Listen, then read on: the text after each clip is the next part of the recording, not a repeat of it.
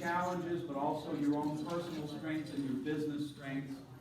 Use the SWOT analysis. Please make a goal of using that periodically throughout the year. So just spend some time assessing yourself, and it will provide you a tremendous sense of direction. We're going to dig into a bunch of things that, especially for salespeople, should fire your imagination about what you can do to start uncovering sales possibilities in your marketplace. So I told you what the topics are. We're going to take them one at a time. Bring the clicker on first. Opportunities in a slow economy or no sales. Or I say slow economy, but let's just say an economy that's under stress. Because that's really what we are right now. We're in an economy that's stressed. Sometimes there are things like budget cuts. You're dealing with companies that may have advertising budgets, and all of a sudden you go in to make a sales call. Well, we cut our advertising budget. Or local governments are worried about slow economy. And I notice in your papers that many of you are producing special sections in your papers. That is a really good tool in your industry to give your community something to kind of gather around, but also it provides real value for your advertisers. And local governments, we're going to talk a little bit more about nonprofit government agency type things, can be a tremendous source of help in your business with things like this. When you approach community leaders with ideas like this about getting businesses together and really stimulating the local economy, they're all for it. And they will help you to promote what you're trying to do. So that's an idea that you can use special sections in highlighting local business. What about lost sales? You get all through the presentation, you think you've really made inroads, and that prospect just says, no, we're not ready to do this. You've invested time in them. Why not make a list of those lost sales and go back and visit them again? They're not people that are just disappearing off the radar screen. I mean, if that was the case, eventually you'd probably have like 4 customers left in your area. But there are lost sales that, as they move forward, may begin to realize, I've got to do something. And you might have the answer for them. Past customers, people that have done business with you in the past, you don't hear from them anymore. And honestly, let's admit it, we're a salesperson. Sometimes we get lazy because we've got people that are working with us, and we've got presentations to make, and so we're busy with these new exciting prospects. And we've got old customers that maybe dropped off for a while and weren't advertising with us. They're used to spending money with you. Go back and revisit them. Try to get their business going again. Sometimes it's just a matter of being able to show them that, hey, you've been missing the boat on something, because this is what we did recently, and these are the results that it got. So why don't you get back in with us and get some ads back in the paper? This is something that you might really want to contemplate. The idea of nothing to lose. You have had great ideas, but you've told yourself in the past, well, they're not going to work. You know, I don't think this is going to resonate. But when you're in a slump, sales not moving where you want to, you have nothing to lose. You really, literally have nothing to lose. Try something that maybe you wished you could have before. Maybe you were too busy. Maybe it just didn't feel like the right time. Now is the time to find that one nothing to lose thing and just go for it. When sales are good, we don't innovate. When we're writing orders and the people are lined up to buy things from us, we don't really spend time innovating. We don't get creative, because we're really just trying to keep things moving that are in our hands. So we're not thinking about innovating. This concept of nothing to lose is an innovation. Think about things that swim against the current. And I'm not even going to give you the ideas. You can think about some things of your own that maybe if you look at them, you say, this is something people would never believe that we want to try, but we're going to try it because you have nothing to lose. If they haven't bought it before, then if they don't buy it now, what have you lost? Maybe some investment of your own time, but it might just click. And you might just have the next great thing. Selling advertising cups on water coolers. That's in the book that you're going to get after this is over. And I kind of like this because it's a creative solution to a problem. The story is this. A company that manufactures water coolers saw their sales slumping. They didn't actually sell the ones with the bottles that get replaced. It was a water cooler. And they didn't know what they could do to possibly generate more interest in their product. Person who sold advertising said, you know what? Those cups have empty space on them. And they have no ads on them. And so they approached with the idea of, I'll sell ads for your company. We'll put them on these cups. They'll be everywhere where these water coolers are. And then they went to the water cooler company and said, you can offer your customers free cups. You won't pay a dime for them. The water cooler sales went up. The advertising went up on the cups. Everybody was happy. It seemed like a stupid idea at first. It became a brilliant idea. Everybody did well with the whole thing. And this is one of those nothing to lose ideas. You know, it's something that if you looked at it at first, you might have said, well, that's not going to work. It actually was huge. It worked really, really well. So think about your own nothing to lose ideas in your marketplace. If you're a salesperson, brainstorm it, talk to people in your company, talk to other people around you, your friends, family members. You'd be surprised what people might come up with it to help you. This is something we touched on yesterday about being a trusted advisor or consultant.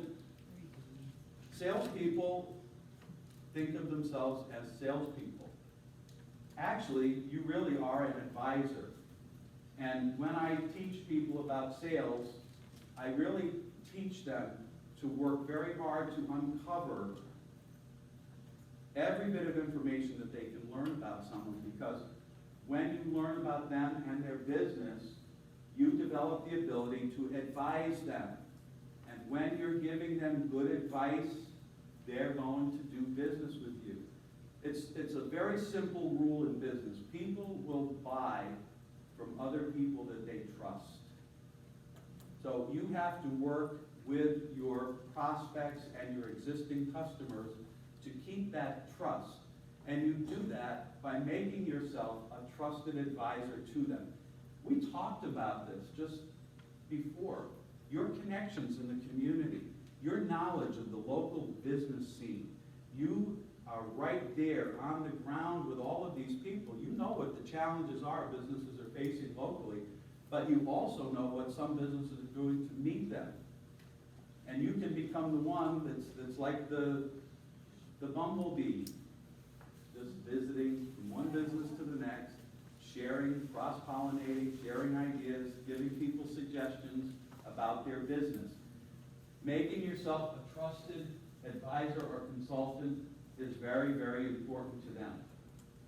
We talked yesterday about drilling deep into somebody's operation. If they are planning an event locally, and many local businesses will do this. There's different times of the year they plan local events. Work with them. Tell them, I want to help you with this. You know, I'll be happy to come in, help you plan out how to set this all up. One of the things that I really loved to do when I was involved in the automotive accessory industry, and I ran a 500 company buying group in the United States and Canada, at regional sales meetings all over the country. I got manufacturers to kick in money anytime one of my distributors had an event. Kick in product, kick in money, and then I would have them send their best salespeople there to interact with the customers. And it was phenomenal. It helped those businesses tremendously. So as a consultant, as an advisor to your customers, look for ways that you can make these things happen for them.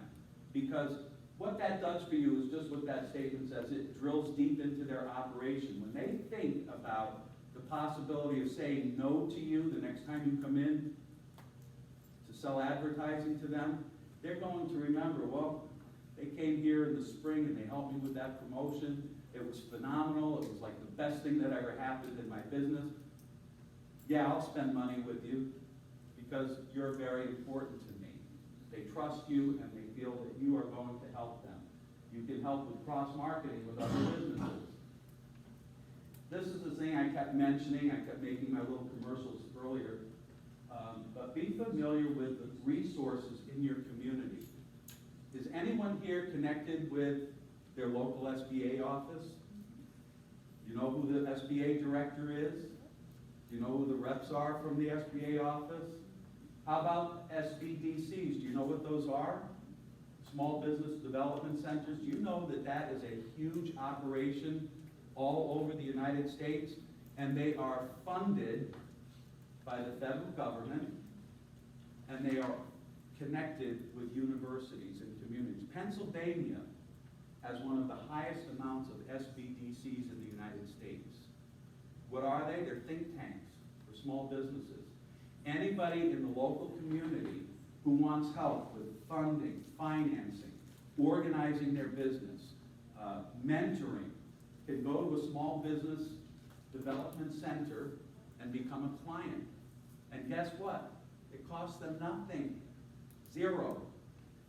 All they have to do is just show up. And remember the dreaded business plan that I told you about?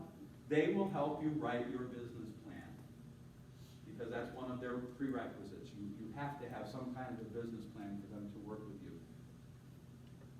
But beyond that, these people are starving for programs. They are starving for experts to come in and teach the local business community how to do things. Why wouldn't you put together a 60-minute PowerPoint presentation and go in and teach programs on marketing and advertising in your community? You get a room full of people, and I guarantee you will get 30, 40, 50 people, maybe even more. Every one of them becomes a prospect for you. So you get these organizations to agree before you do it. You tell them, I'll put this program on, but I want a database of everybody that attends. You must give it to me. I'll do the program for free, but you must give me the list of attendees. And they will. And then now, you're not making cold calls on these people. They know you. You came and presented a phenomenal program. You fired their imagination. You made them start thinking about how they could develop their business better. And now you're the trusted expert, the trusted advisor. You're not just a salesperson, you're trusted. Well, why is that important? I want to read this to you. I hope I'm going to read it to you. I hope it didn't disappear. I'm not even going to look it up, but I know the statistics. If you look it up, United States Chamber of Commerce saw the greatest surge in new business startups during the pandemic. Did you know that? Did you know that there was a 24% increase in startup businesses during the pandemic? What you don't hear in the news, what you do hear in the news, first of all, is all the cries about where did everybody go? We can't find anybody to work. You know what happened? They're all out starting businesses. They're all out starting businesses. Now, it is very sad, and obviously, I don't want to sound stupid saying it. It is very sad that statistically we lost 1,200 people per 100,000 population in this country from COVID. 1,200 for every 100,000 people. Do you know how many small business startups occurred during the same time? 4,300 per 100,000 population. metropolitan population here in Carlisle is about 500,000 people. Statistically, there are probably 20,000 new business startups right in this area. Think they need some help? There's your opportunity. The SBA, local SCORE chapters, chambers of commerce, all are desperate for program content and people that will come in as experts and present programs. And in some cases, and here's just a little suggestion, a little sneaky idea. If you join your local SCORE chapter, you become part of a nonprofit organization that gets free space wherever you approach. You go to a public library that's got a meeting space, you get in for free because you're representing SCORE. The SBDCs, same thing, because you're involved with them, particularly with SCORE. If you're a SCORE mentor, you can join a local SCORE chapter and tell them, I don't want to actually meet with business people because it does create a conflict, because those are the same people you're going to sell to. But you can tell them, I would like to do education programs for you, and they will welcome you with open arms. They're very happy to have you. But it gets you into all kinds of places with no cost. You don't pay a dime to be able to get in and put your programs on. They do the promotion, they get the people in there, and all you do is get up and present your program and collect the contact information from people. So, I can't say enough that if you're looking for sales, you're looking for a way to grow your business, this is such an exceptional way to do it, because it takes all of your strengths and puts them in one place that can really be useful to people in your community. List your top 10 customers, and then ask yourself, what problems or challenges do they have, and how can you help them? Never mind what they can do for you. They're going to do for you. If you get in there and you help them, they will continue to be good customers and probably become better and better customers if you're doing something to help them. Converse with them about their current strategies. What do they hear from their industries? Do you have that conversation with customers? Do you know about the local plumbers, about the local lumber yards, the hardware stores, the businesses that are in your community? Do you know what they're hearing from their industries? They all belong to trade associations. They all go to these kinds of things like we're at here. What do you find out from them? If you know that something is coming up, you let them know. I want to hear what you learned. I want to hear what they talked about. When you tell me that, I'll make the appointment with them right there. The meeting is next week, so you make sure that the following week you've got a date with them to come in and meet with them and hear what they found out. Keep up to date on their industry news. It's not hard to find it online. So if you're making regular sales calls on certain businesses in your community, look up their industry. Learn about what's going on, what you see is happening in your trade association. Here it is, cold calling. And I put because that seems to be the reaction from most salespeople. And for some reason, it seems to be the biggest problem in businesses to get salespeople to make cold calls. And before I forget it, I'm going to stop right here and put in a plug for CRM systems. If your business has one and you're not using it, I can almost envision this coming week, you're going to hear about your CRM because it was a hot topic here yesterday. So if you're not utilizing it fully, you're going to be expected to. And I'm just telling you, you're not the only industry that has the problem. Practically every business that I consult with that has a CRM system, it's one of the first big things they complain about when I go in to sit down with them. We have this system, we're paying hundreds, if not thousands of dollars for it, and nobody will use it. They don't want to use it. And I'm like, why? Why wouldn't you want to use a tool that is completely designed to make you more productive and effective? So, use your CRM, please, because you're going to hear about it if you're not. Get a positive attitude. Remember that you can't stuff the pipeline without new business. The ones of you who were here in my program yesterday heard the 4 steps to a sale. Do you know what the 4 steps to a sale are?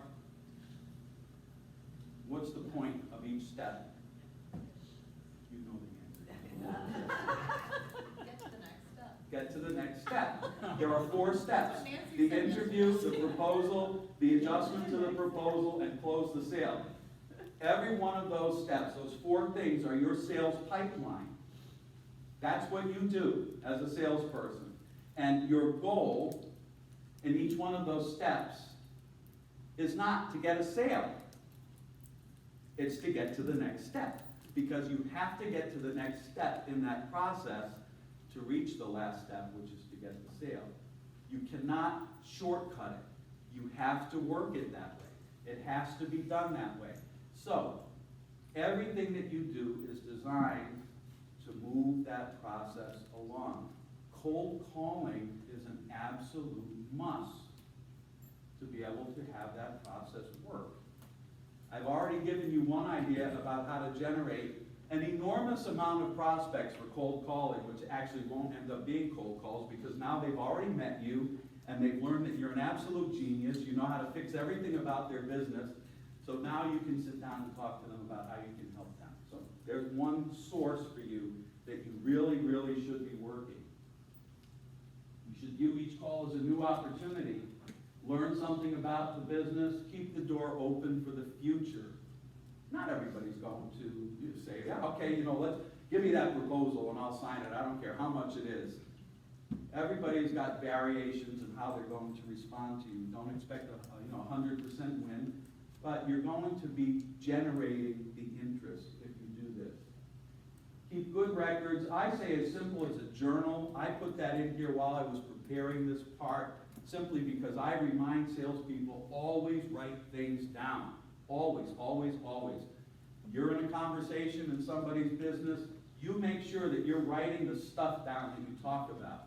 But now, since I've been here, and I heard about CRMs, I'm going to tell you, yes, make those notes in your journal while you're there, but you better go back to your place of business or back to your home office or however you operate, and you better be entering that information in your CRM to follow them through. How many of you here, as salespeople, have prospects that you're going to call on? How many of you have absolute 100% appointments with those prospects to call on? So, you know what you've got with prospects and no appointments? Nothing. Your pipeline is 0. It's 0. So, unless you are making absolute bona fide appointments, your pipeline is going nowhere. You must do it. And if you are using a CRM, that becomes your way of monitoring your pipeline. A good salesperson knows their ratios.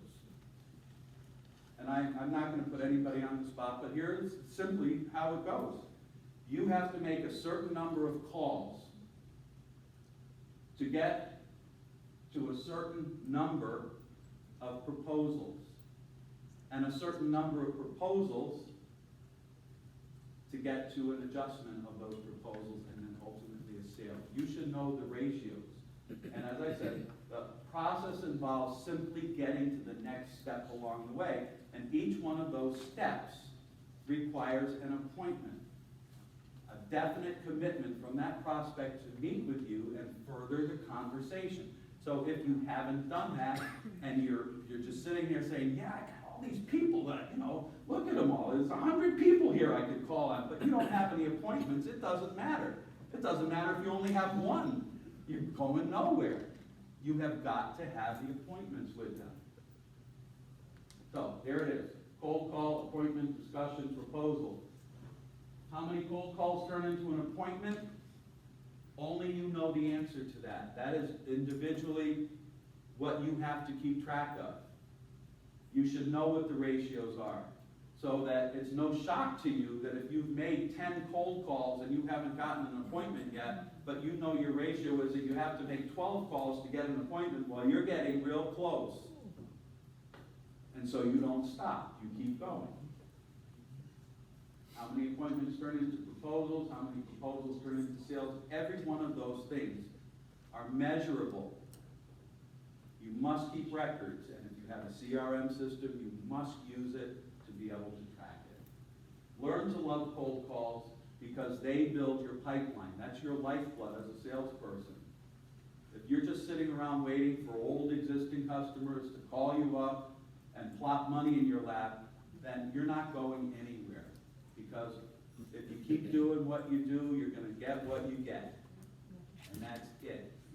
If you want to increase business, if you want to find something that recharges your batteries, that you get out there and you meet new people in the business community. You learn new things about them, you meet new people, and you uncover new possibilities for business, but you have to be making the calls. Reduced budgets are another common problem. Cutbacks in advertising, you all face it, and like I said earlier, one thing that we never anticipated was that you would face this because people can't get stuff to sell. I mean, when did we ever face that problem in this country, that there wasn't something to sell? So, it's a problem, so you may have to deal with that, but here's an interesting statistic. 65% of customers leave because they feel unappreciated. As a community newspaper, you are able to build an environment where people feel happy about their community, they feel appreciated by local businesses, and you can use that as a selling point in your calls on customers in your area. That if they decide that they want to kind of cut back on advertising, they're losing their connection to the community when they do that. And so they have to understand that if they want to keep that connection, they have to continue to do the advertising. Advertising keeps you top of mind. So the local advertisers and community newspapers remind people, hey, we're still here. You don't have to drive 10 or 12 miles to the big box store to buy something that's right here. And what a big gift right now. I hate to say it, but what a gift when gas is over $4 a gallon. Don't you think some people are actually sitting there thinking, if I drive 25 miles round trip, it's going to cost me more than if I just go in and spend $1 or $2 more at a local store, and all the hassles, and it's right there. So those are selling points that you can help your advertisers remember that, yes, they may be able to buy what you sell somewhere else, but it's going to be more expensive for them to do it.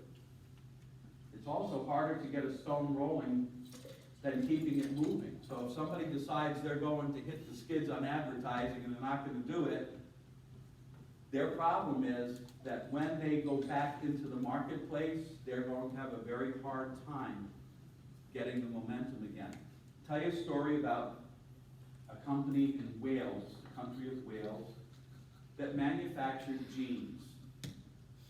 It went out of business. Just fell on hard times, went out of business. It put 400 people in the local community out of jobs. There's actually a book that the guy wrote. You can read the whole story, and I didn't bring it with me, but if I have your card, I'll probably mention it in an email sent out, and you can look it up. He looked at the situation and he said, this is a shame. 400 people know how to make really incredible jeans, but there's no factory. And it was actually a very popular brand, but the company was mismanaged and they went out of business. So he generated the idea that he could get this factory going again, and he did. And as soon as word got out, they were flooded with orders. Flooded with orders. So what was their response? He says it was the worst mistake we ever made in our lives. We shut down our website. We stopped taking orders because we couldn't fill them all. They were backlogged for 4 months with orders. So they thought, okay, we fixed that. Now we can get caught up. Then when we're ready to sell things to people, they'll be right there. Guess what? Because they stopped letting people know they were there, they had no customers when they started up again. It turned into one of the worst disasters that they ever faced. They managed to recover from it, but it took a lot of work with their marketing and advertising and promotion to get the customers to come back. But it's a reminder to you, for any of your customers who start pulling back and deciding, oh, we can't spend this money right now, we can't spend it, it's going to be more expensive for them with their business if they stop doing what they're doing just to save their bucks. It's a bad, bad mistake. Personnel changes. If you're a salesperson, you become used to dealing with the same person, you go into a business, they know how you're going to present things, you already know what their feelings are about it, so you work your whole thing, and then when I was in the automotive industry, I mentioned this yesterday, there often were the Monday morning bloodbaths. You'd walk into a car dealership, everybody that you dealt with was gone. Salesmen, sales managers, everybody. The only person that was left there was the owner, sometimes not even them. And you had to start all over again. So we like predictability. We all like working with the people that we know. Let me stick this in my pocket and not fool around with it. New personnel can mean a new opportunity. It doesn't mean the end of your world. In fact, I learned that sometimes it's the best thing that can happen to you. Because when you're dealing with a person who is starting to see that they're on their way out in a company, they're not so compliant with you anymore. They're looking at ways to just justify why they're still there. And one of the things is that, well, we didn't spend money, we cut back, because usually they're also responsible for the lacking sales with the business, so they're proving their worth by showing that, well, sales were down, so we cut expenses. So it sometimes is better just to know that that person is gone, because when a new person comes in and the other one has become difficult, the new person usually wants to make their mark. So if you've had a little bit of difficulty with the old personnel, maybe you were comfortable with them, but you saw your own sales declining with them, a new person presents a new opportunity for you to increase sales. And I generally found myself that that's often what happened. That they would view me as a good resource because I made sure that they understood that, hey, you're the new person here, but I'm the one who's always here, and I know how the business operates, I know what's going on, and so they relied on me a lot. So help them make their mark, spend time to getting to know other people in the company. This is important if you have a company that has a lot of employees. Don't just focus on one person as a salesperson. Get to know other people.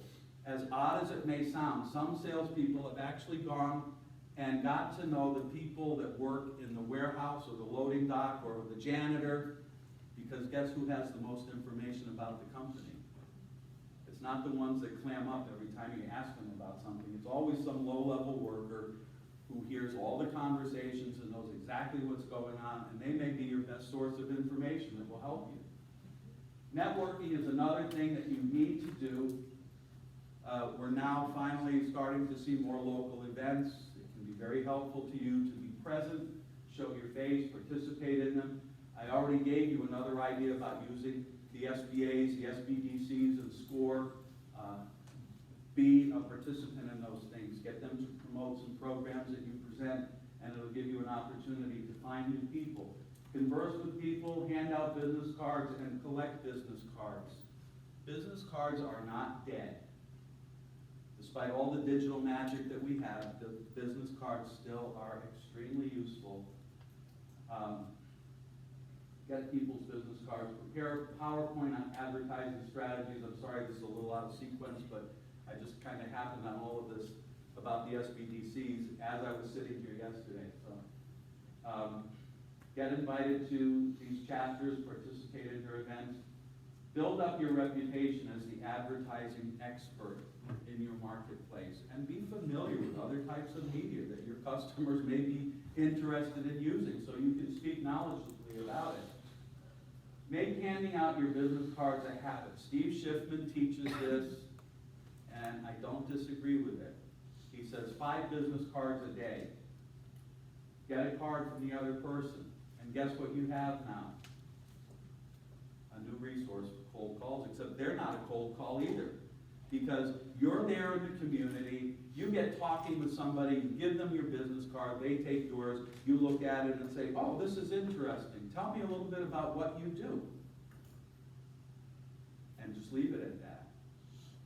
Then you contact them.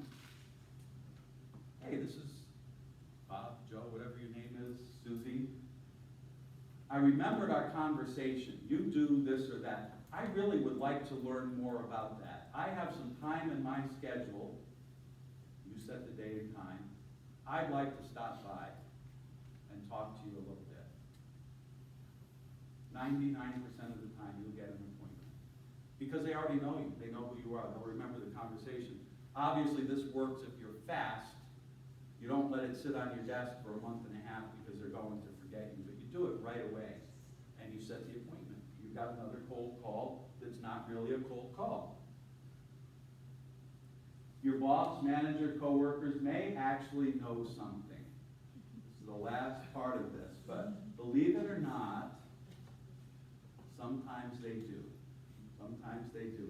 And I'm always amazed when I get working with companies at the genius that floats up out of a group of people. That really is true. I don't ever second guess even the lowliest person in a place because they sometimes have the most brilliant ideas.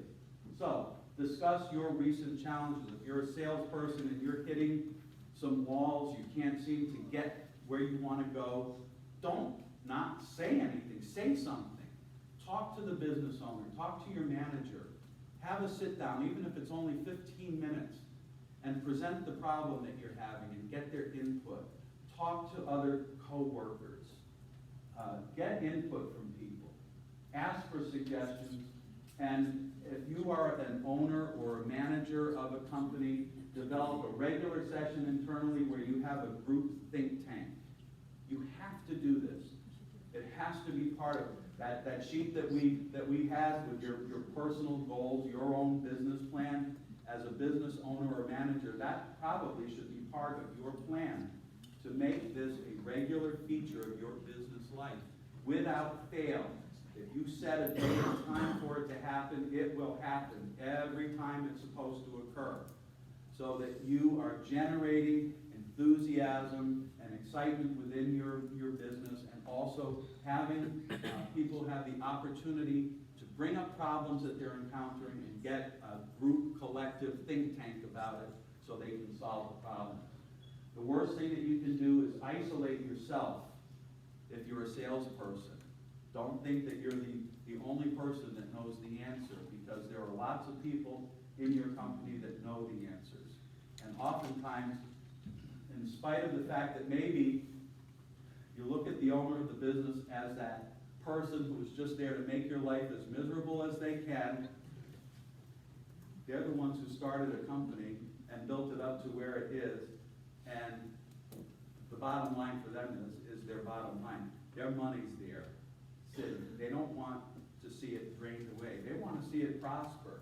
And so they're interested in you, and they're interested in seeing you do your very best. So, we talked about creating your new selling environment, changing the way that you look at things, understanding your own personal strengths and weaknesses, the strengths and weaknesses of your industry. Learn to leverage those things and keep a positive attitude. Make cold calling a habit. Network and look for new opportunities. And think tank and brainstorm. That's all I have to say. If you have questions, we have about 2 minutes. If you have a question you want to discuss, you can do that.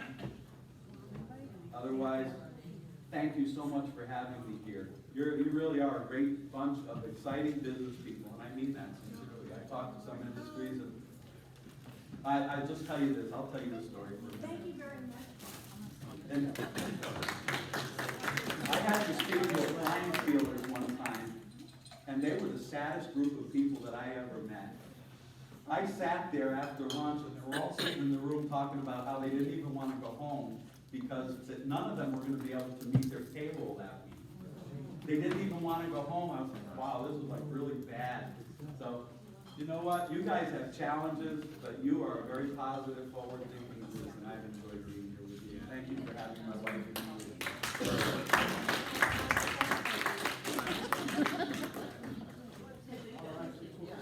Next up is our 3-minute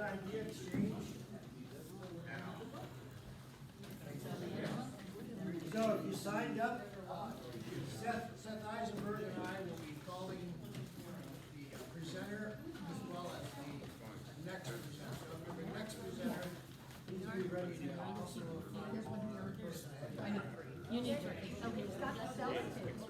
You tell. Get that. We have cash prizes. Every presenter, you'll get to pick an envelope after the presentation. No, you didn't.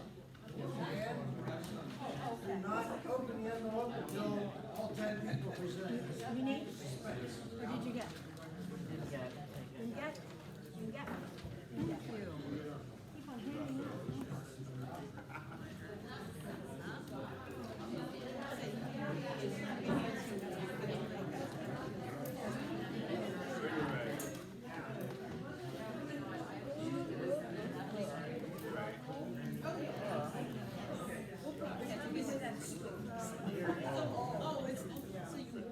Okay, now that's it. Hang on.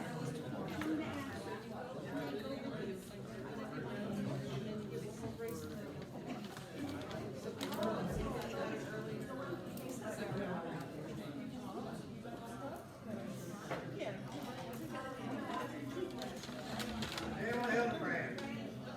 Daniel Hildebrand. Publishing is going to go first.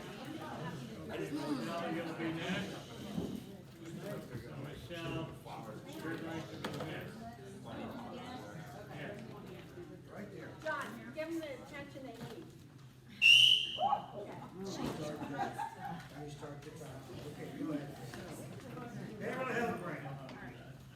I work for Engel Printing and Publishing Company, and we have Metro Graphics that we work with. I got an email from them that mentioned agricultural days. It's going to be National Agricultural Day on March 22nd. So I went to my supervisor and I'm like, hey, why can't we do something about this? Maybe put something together. Well, it turns out great. Our comp department is designing an ad up here, the header. We also have the editorial department, this is an editorial. We ended up with several different ads here. We had a total of 102 ads, totaling over 1,200 inches for our March edition. So, pretty much it. We're done. Great.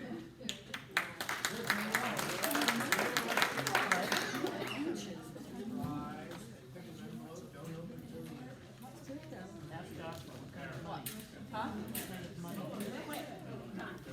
We had 1,200 of the overall paper. It is, I don't know the. Michelle. She was told not to share. Oh, thank you. Heather, I'm Michelle, Cap Advertising in Hanover. We did a trivia, which actually I grabbed one extra copy here and some extra, as I dropped things up for it. What we ended up doing was selling the trivia, we ended up working on doing the trivia, they had different blocks that we sold. And people ended up staying on the page longer because, you know, we have participation that way, that we didn't go and read those. It makes it easier to, you know, get the customers involved, have higher readership. It's actually a really neat idea because then actually they're giving away gift cards to some of the different businesses as well. Which means then we have businesses that are gonna wanna do it plus you, because they can possibly be able to win gift cards. So, anyway, that was pretty much it. I do have some of the information, I've brought some over if anybody wants any. Great. Did anybody have any questions on it? We did two $25 gift cards per edition, and we have 4 different editions that we ran it in. And it was depending on how many editions, obviously, that they ran in. I had multiple businesses that ran all 4, some that just wanted to, you know, run a couple of them, depending on, you know, what they thought people would come over to them, so. She has handouts, people. I do. Does anybody want it?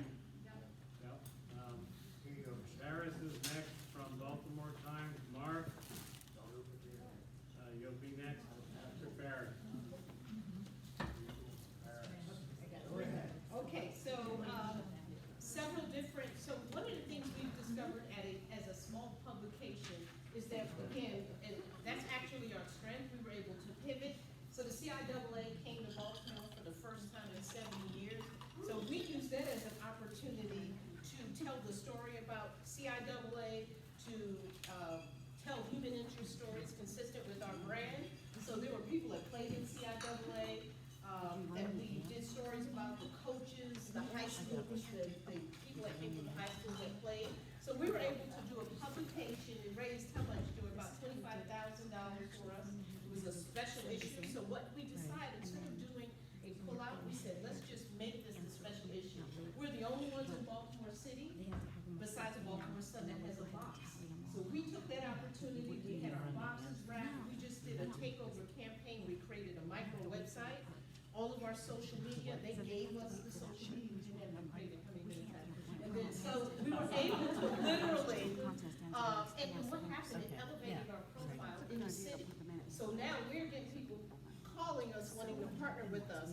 So again, micro websites, we help small businesses during a holiday, we reached 100,000 people.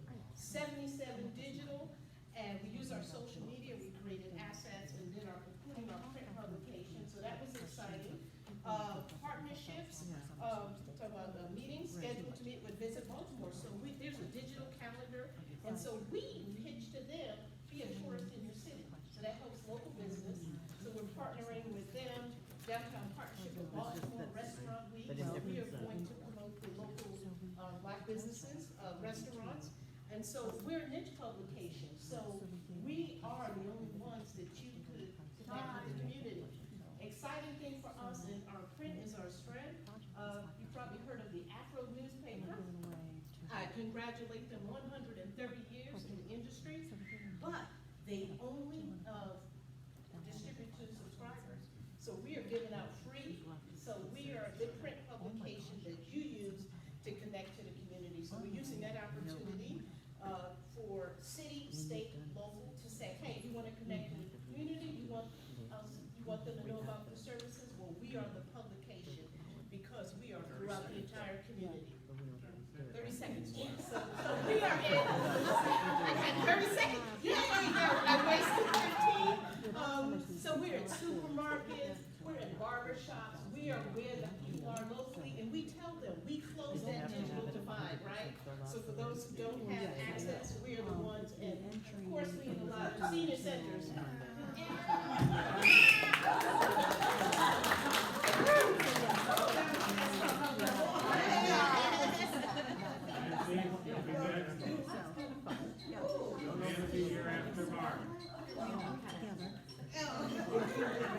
Okay, so, for 25 or 30 years, we've been publishing, and we had we allowed a frequency discount. So we sell modular ads, not by the inch, but there's a discount that goes along, you buy more, and you get a lower price. So it came to, as like an epiphany, that not just that our advertisers were looking at that lower price, but our sales reps were looking at the lower price. So everybody knew that if we had a quarter page that was at $500, say, and then if you bought 12 of them, that it was $400, that we could actually sell it for $400. So in a bold move, we removed all of that. So now we have one price for all the ads. So, and it's just the higher price. So it's the one-time price. However, we also started with a program, and I'll let you know how it's going. We've been doing it for a couple of months, which is called Campaign Planner. Campaign Planner is created by a publisher that's out of Baton Rouge. He publishes parent papers. That's how we met him. And it's very reasonable. It's like $199 a month. And the whole idea is that instead of selling ads, we're selling campaigns. What it has every single product that we sell, which we've got a bunch of publications, and we sell digital, and we sell social media posts, and we sell sponsorships, and we sell, whatever. But we've got a bunch of things that we can sell, but it's just too much for our sales reps to juggle. So now they can go through and say, this is what we have available, and this is what I think would work for you. Then we also have a bonus discount. It's a bonus dollars. It's not a discount, so I misspoke.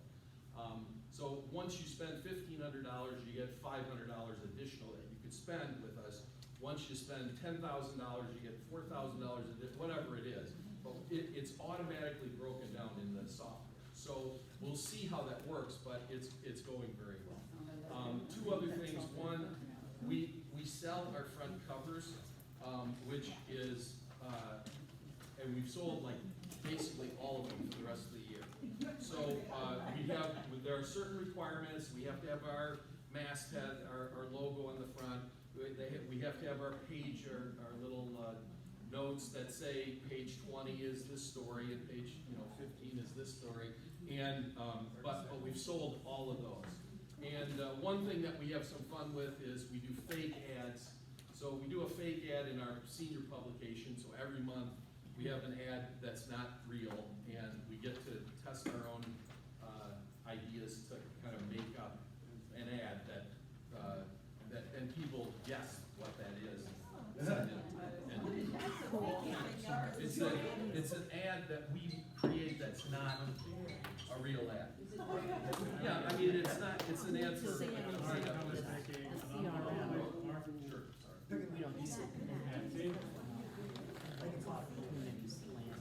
You're up. Where's Alan? You're gonna do best of the best.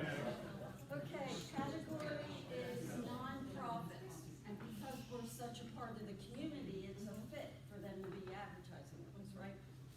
Okay, so we did this in a glossy printed piece that wrapped around the outside of our publication. But you can do it, print it in paper.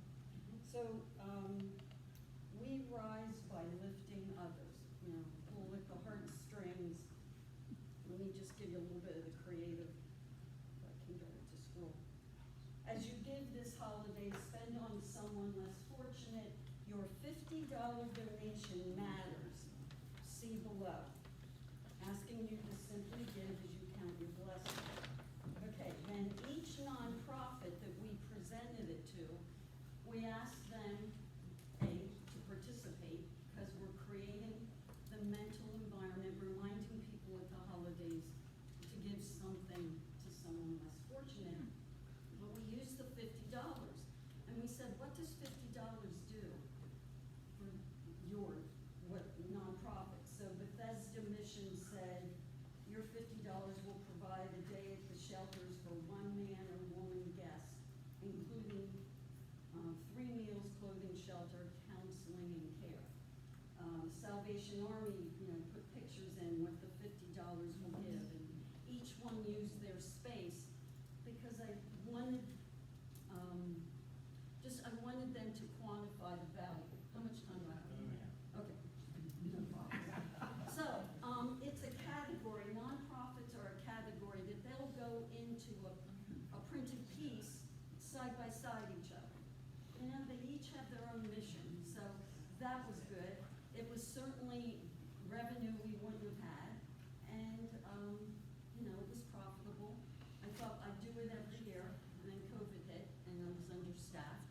And I want to say that I learned in this just recently at the holidays, they couldn't get envelopes, shortage.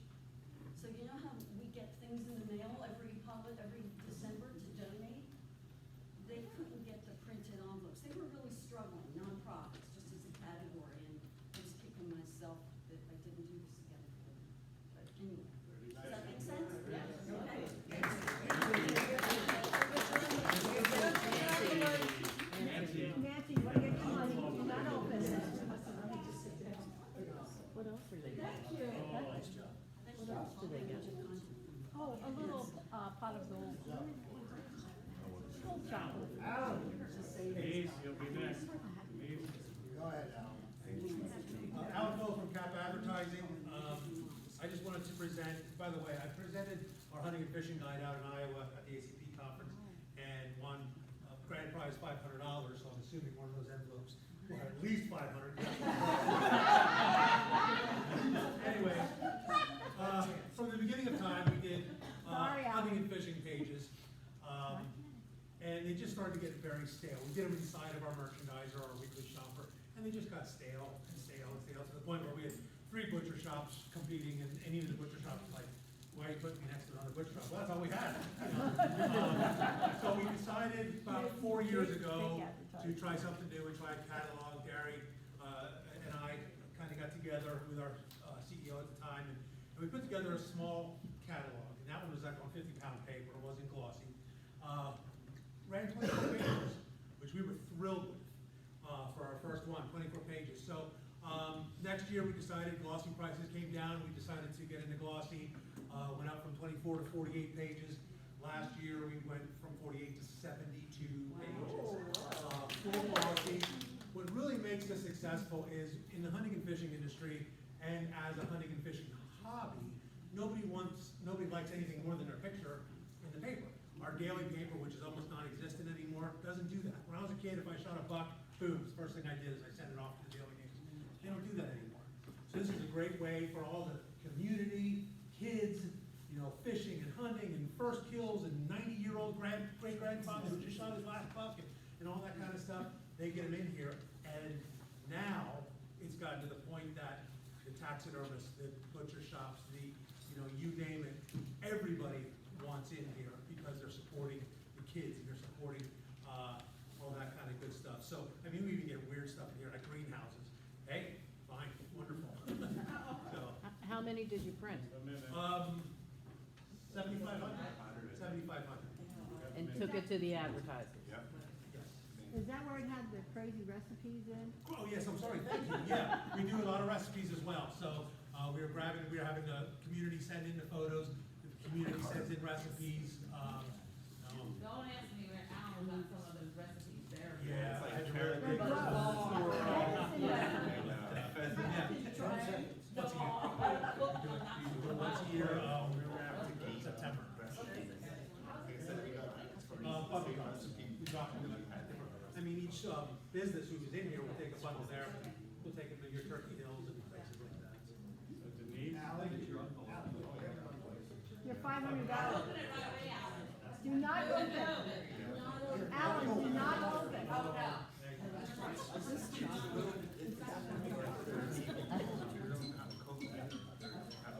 Hi, I'm Denise Alsholt from Cap Advertising, and I used to be a travel agent for 18 years. And when our former CEO I went to see him at an interview, he said, yeah, I'll go take a chance on you. So I've become really good at internet leads. Because right now I'm doing inside sales, website sales, and specialty products. Thanks, Randy. And however, I'm using Carl's.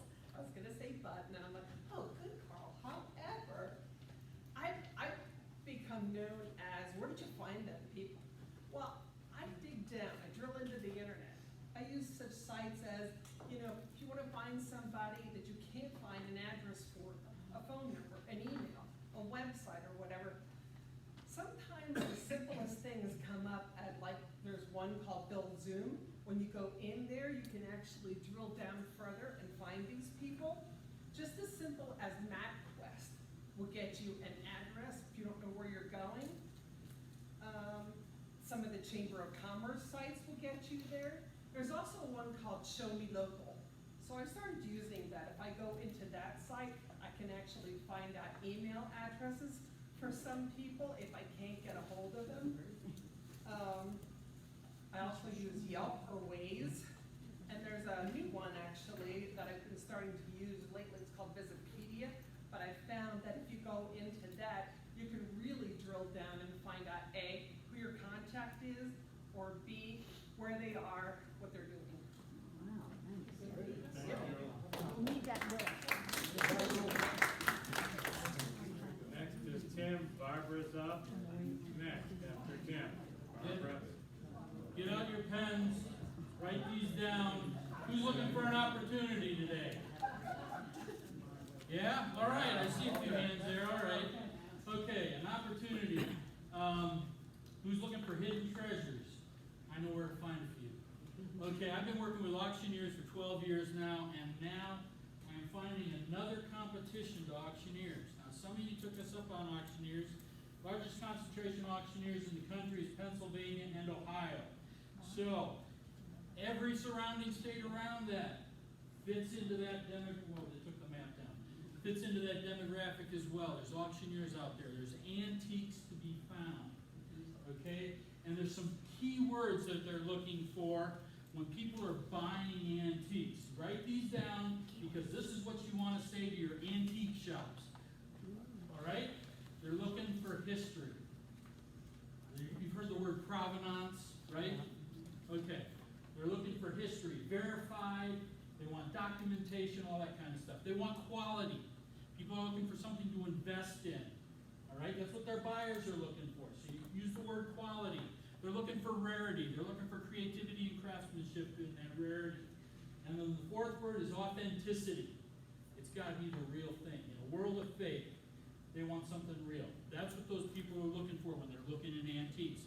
Antique shops right now, after 2 years of being shut down, they've been going to all these estate sales and going and taking bids and filling warehouses. You're saying you got a problem with inventory? Go to the auctions and go to the antique shops. They got inventory. It's busting out the walls. They're looking for a way to get it out there. So what's the best way to take history, quality, rarity, and authenticity and putting it in a little 2x2 ad? Do you do it by putting the storefront on it? No. Put a picture of the storefront. Is that going to sell history, quality, rarity, and authenticity? No. What's going to do it? The antique piece. Antique pieces. Find that rare piece. Find that collection that someone just donated because Grandpa. Passed away. That's right. All right. So try and put a picture in there. And pictures in black and white in the 2x2. What's that do? Nothing. Nothing. What do you got to do? Color. Upsell. All right, upsell. What are you going to upsell them with? Color. Larger size, add color. There you go. That's the trick. Right there. You're telling them what they need, what their buyers are looking for, and then you tell them what's the best way to present it to them. You're trying to give them history, quality, rarity, and authenticity, but you're also trying to do it with a fifth word, integrity, and that's all we've been hearing today. Integrity. And you gotta have the integrity to make sure that it's right. I'm done.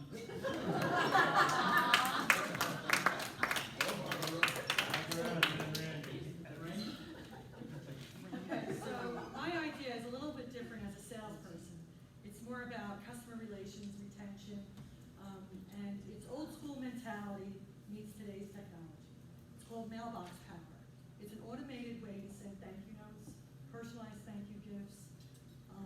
It was presented to me at a Chamber of Commerce, and they have an affiliate program where you can, if you get a couple people to sign up, it pays for your membership. It's not a lot of money. I think it's $49 a month, and you get 50 cards. And it's just a nice way to appreciate your client when we're a monthly, and sometimes we only have maybe advertisers that do like a 3-month promotion for back to school. It's kind of to keep top of mind for them. One of the things that Carl said that really resonated with me was 65% of customers leave because they feel appreciated. So I'm going to go back and I'm going to start using these. What And was so it if called anybody wants again? any more information, just What was it called again? mailboxpower.com. And I can send you a link and then you can Power sign. or Power. Mailbox power. You get the last The power of the mailbox, because we all use mailboxes, right? Thank you. Thank you.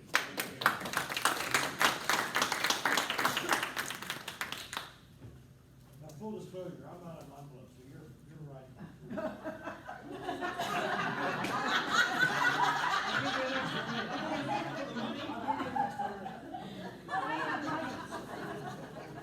We all appreciate our customers, and we talked a bit about that today.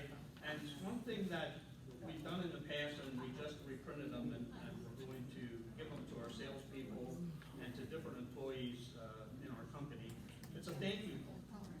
Now, if you go in as a salesperson to your appliance store and you buy a refrigerator from them, they know who you are, they know what company you're coming from. But if your press crew or your maintenance crew or anybody else that's in your company goes in and buys an appliance, they wouldn't know that you're from the company you work for. So this card, by handing that to them, they know that Cap Advertising has somebody come in and buy some product. So it's sort of a neat thing. We'll hand out a couple of these to each employee and ask them to use them. And we handed out some samples for you so you can all see what's on the card. Thank you.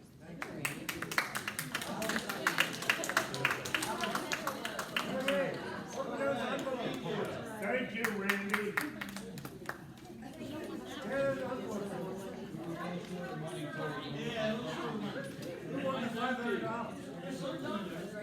Yeah,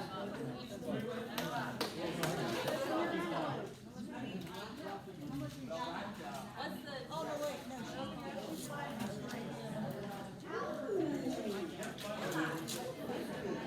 I want to thank you all for coming out Saturday. I like yours a lot better.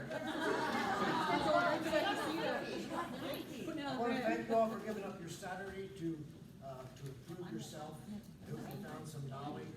I hope you met a couple new people, made some new friends. I know I did. I want to thank conference committee, which was Ruth Eisenberg, Carrie Musselman, and of course Casey and Alice. And a special thanks to Casey and Alice for running our office so effectively all year long. We hope to see you all in 2023. Don't know where yet, but we'll let you know. Thank you all. Thanks to God.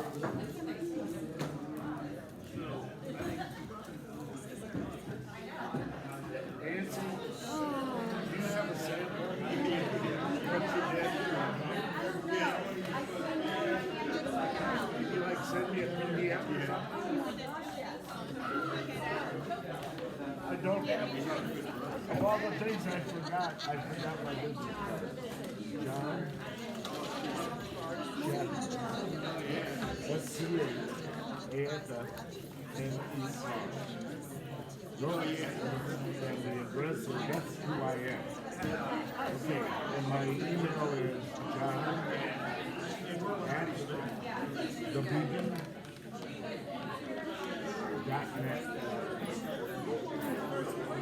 Yes, we did. Thank you.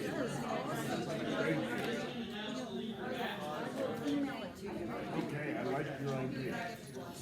That's convenient. I don't even like I should drink it.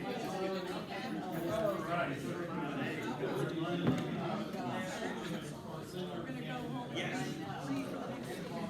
Yes.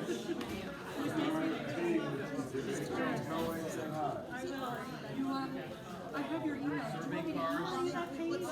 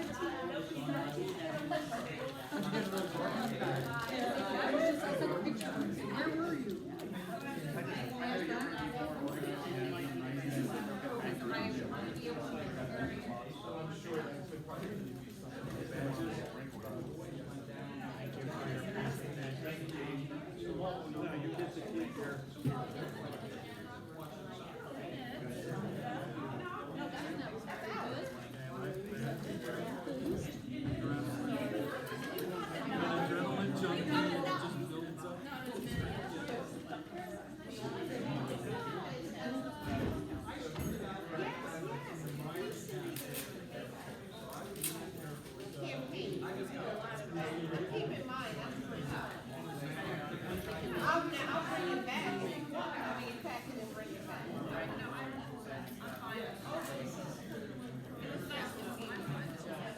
This is my first time, so I've got to try, and I want to keep my bag. Yeah, it's nice to be out. Oh, yeah, for sure. See ya.